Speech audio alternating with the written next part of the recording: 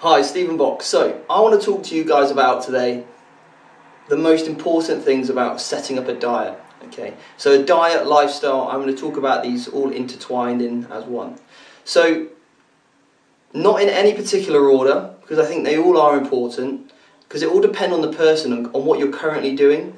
So, one of the biggest factors that you need to think about is your overall calorie intake.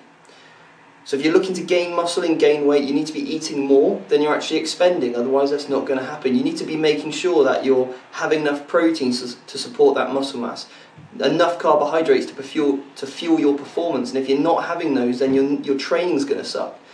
Making sure you're having enough fat in your diet, and that's going to basically make sure you've got good hair, nails, skin, your body's healthy.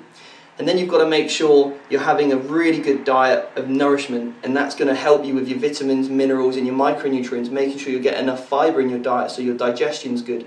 So what I'll say to most of my clients is stick to like an 80-20 rule. So 80% of your diet needs to be coming from those single ingredient foods, you know, like bok choy, like sugar snap peas, lamb chops, salmon. Those are the types of foods that you can just look at it and you know exactly what it is. And then you've got another 10%. I normally say you can have those sort of mixed foods, so it could be like the peanut butters, the Nutellas, the breads, the pastas, and then you've got another 10% which is kind of eat whatever the fuck you want. It can be anything. It could be Reese's Pieces Buttercups, they're a favourite of mine. It could be, you know, a small bowl of cookie dough, ice cream, whatever it wants. This is going to allow you, with that flexibility, to make sure that you can still go out, you know, you can go to the cinema, you can eat popcorn with your friends. You're not going to be one of those people who takes a meal prep out to a restaurant and eats it in front of everyone. You can go to a wedding, enjoy a piece of cake. You know, this is life, and whatever happens, you need to make sure you enjoy that. Life's too short to be eating out of Tupperware all the time. There's a time and a place, but you need to make sure that it works for you. So, once you've got your calories and you've got your macronutrients sorted out, so you're eating enough proteins, carbs, fats, and you've got your 80-20 rule, then you need to decide if you want to put yourself in a deficit or a surplus. So do you need to eat more or eat less, depending on your goal.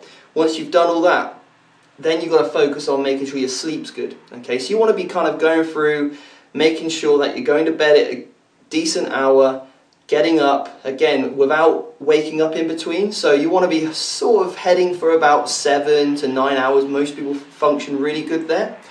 Once your sleep's sorted, and if you're finding that it's disrupted, so where you are waking up in the middle of the night, you know, you might want to bring down, for example, your caffeine consumption. Maybe you're drinking a little bit too much coffee.